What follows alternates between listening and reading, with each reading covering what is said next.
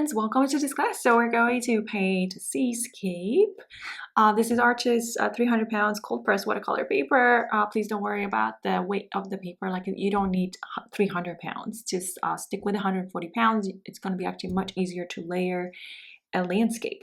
So first thing you want to do is create a horizon line for yourself, so you know like how far you're going to go with the sky. So I'd say like, how big do I want it, right? I do like the ocean part too, so I'm just going to go right in the middle.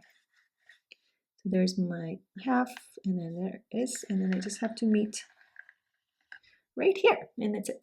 The sun is going to be somewhere here, and then we have these sweet reflections going over. So sun glowing, and then let's create like a pattern for this wave, just so we know visually. And then this is all darker actually on the bottom, so probably this is where the sand is. And then we have some nice clouds. So what you're doing is you're just marking for yourself like all these areas, so you don't get lost like with all the little elements in the painting. So please have your color palette ready to go. So it's all diluted with water. The next step will be to wet the paper. And the easiest way to actually layer something like this is just to start with the sky first, and then you move on to the bottom part. And normally I just prefer to do it all together, but to make it easier, let's just start wetting the paper. And we're just gonna wet actually we can even wet the bottom a little bit. We're just painting the sky, but it's okay to go over the horizon line. Don't worry too much about it. So wet it for like a minute or two. We don't need that much time. This is such a small area.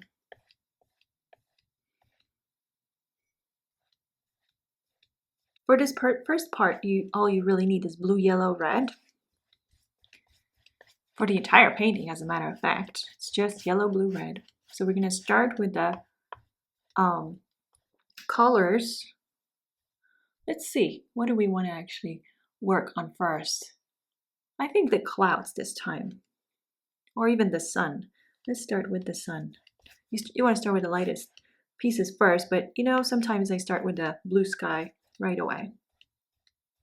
But in this case, these clouds are pretty dark. A little more water here. And then pushing water over the edges, just so I don't have too much water there.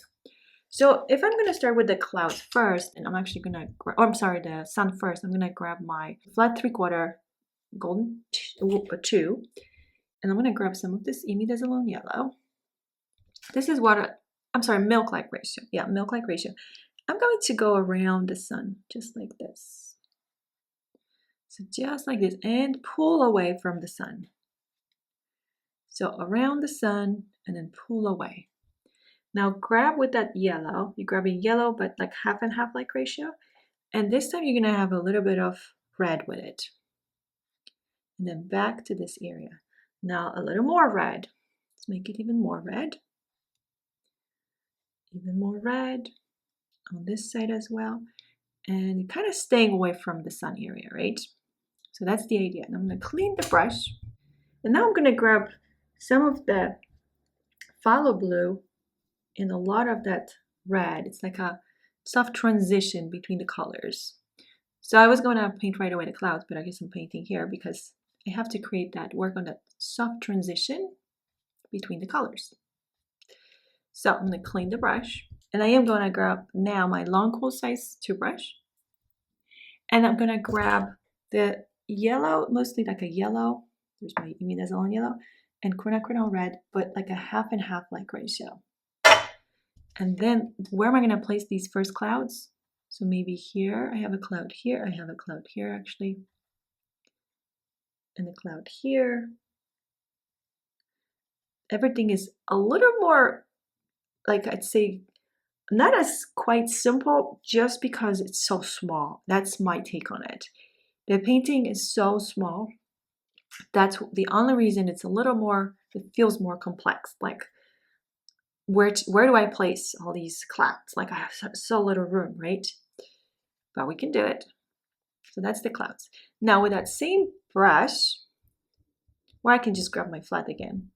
flat 3/4. I'm gonna grab heavy cream of the blue. So I had to actually wipe my brush on a towel.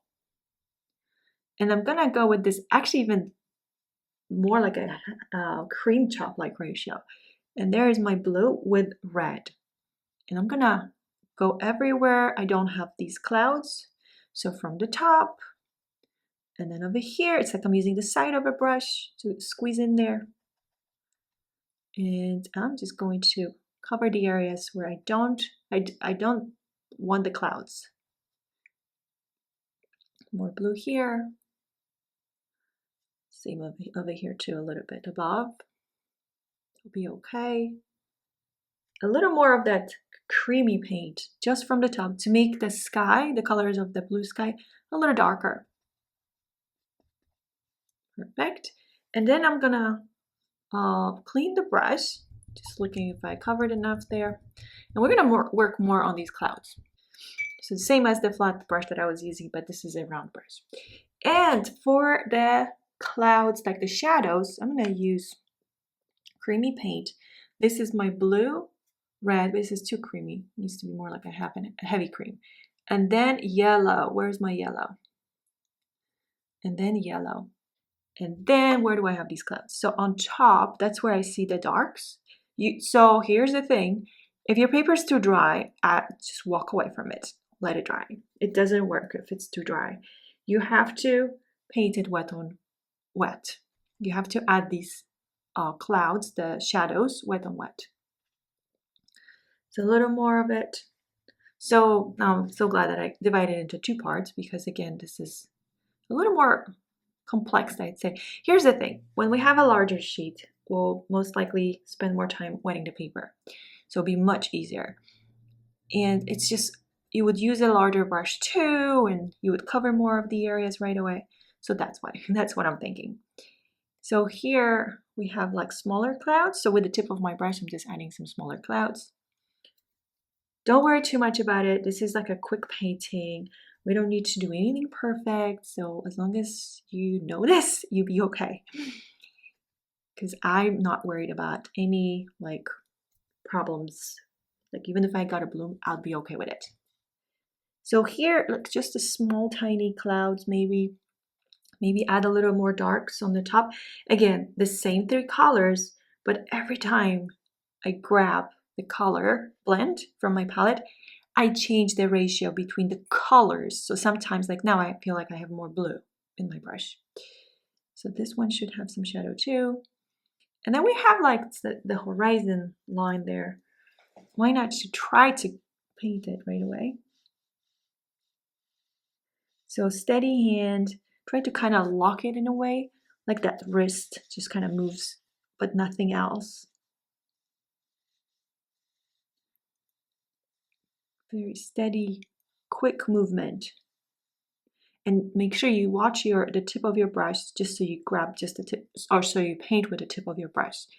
Nothing else. And you know what? It's such a small painting. It's better to stop right away. So you just leave it. Leave it the way it is. So we don't overdo it. And then we have the portion of the water to paint. Now, if we start painting like right away by wetting it, then we're gonna create a bloom. But what we can do is wet the bottom and just add color wet on dry on the top, and that will be okay. That's how we can start doing this right away. That's how I don't worry. Like this is a small, quick painting. No reason to worry. The effect will be there. And then just wetting. So the first thing we need to do actually is make sure we have that yellow line area, right, for the sun. The sun is reflecting. Actually, as a matter of fact, we don't need to use a small brush for this at all because we have that yellowish undertone everywhere. But I do want that yellow to be bright yellow, and it looks like it's a little mixed up with other colors. It's almost like white, right? So here I'm gonna actually switch to a different brush. My flat 3/4 brush, Songbird. I'm sorry, not Songbird, Golden 2, as a matter of fact. And then some of the some of the red with the yellow, and we're gonna go away from the reflections. I guess I had a little too much, that's okay. I'll tone it down.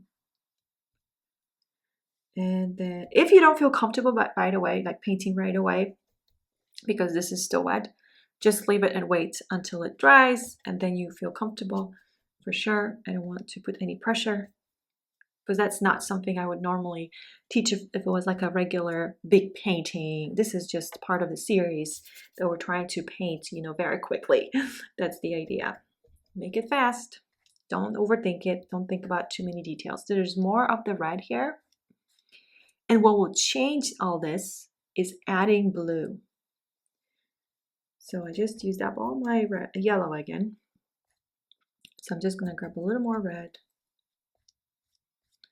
And kind of like going away from this middle section where I have the reflections. Cleaning the brush. And this is when I'm going to grab heavy cream of the blue with red. And I don't have much paint on my brush. What you have to do is start from the edges and go toward the middle. And you kind of stop right there so you don't lose the yellow glow. And then don't go right away under, because that's not how the water is. And then we kind of have like this, and then the waves. We do want to show all these colors, right? And then I'm going to grab a smaller brush in a second. Actually, this is a good time now. Just to grab my round 8, golden 2. I keep getting confused because I don't really use as much this brush because I'm painting so much bigger now. But this is something like this is good. So a softer brush if you have. No pressure on using the same brushes as I do. That's not that important. You want to have a brush you feel really comfortable with. This is yellow, blue, red. So the biggest wave that we see is like somewhere here, right? So let's try to recreate it. Creamy paint, just think creamy. And this needs to be also done wet on wet for the softest effect. So if your paper dried, don't worry about it because you can re-wet the paper. It won't be the same effect, but at least you won't have like hard edges. And then these lines, the waves, right? That's what we need. We need to also go over a little bit through this part, although this part should be more yellowish because this is where we have the reflections. And then this was the part that's the darkest. So more of that. I'm going to show this, if I can squeeze the palette here. This is the leftovers of my yellow. This is my red, and there's my blue. I'm trying to really find some yellows. And this is the area. This is like the creamy paint, right? So one thing I regret is not adding more of the reds here and yellow. Well, it's just I was lazy, I guess, because I didn't want to squeeze the color, and then I do need it. So if you have more of these, of the overall yellow and red here, it would be much better. Okay, so a little bit more of these waves coming in, and then we have like some ripples, but remember that everything in the distance would be very small, like thin lines. So just use like the tip of your brush if you want to add any more lines in the background, and then everything in the foreground is larger, like the ripples, the waves, everything is bigger. So we need to think about the perspective. So I'm just going over the same kind of lines, the areas, but that's pretty much it for the painting. If I can add just a little more darks here in this area here. I'm doing it because the paper is still wet. It's the only reason I can still I keep working on it, because the paper is still wet. It feels damp actually. It's not like perfectly wet, it's just damp. And that's pretty much it. Now here's the little something you might want to do. If you lost the sun, you can always lift the colors. I'm trying to find the smaller brush. So my round 3 songbird. Let's say I want to make these reflections even lighter. All you need to do is lift. So this is my round 3. I clean my brush, I wipe it on a towel, okay? And then I lift. And that's it. I don't need to do any more to it. I would like to I would try to make it darker, the foreground. It would be great just to make this a little darker for the contrast. This is like the last moment where I can literally add any color before it's too late. So that's it. So I added a little more darks and it actually helped a lot. So I'm going to remove the masking tape. Again, please keep in mind, like, I don't want you to feel pressure that you have to paint the water part right away. You do not have to. You can wait for the sky to completely dry and then start working on the ocean. And remember that the longer you wet the paper, the more time you're going to have to apply the colors wet on wet. Thank you so much for your time, and please let me know if you have any questions.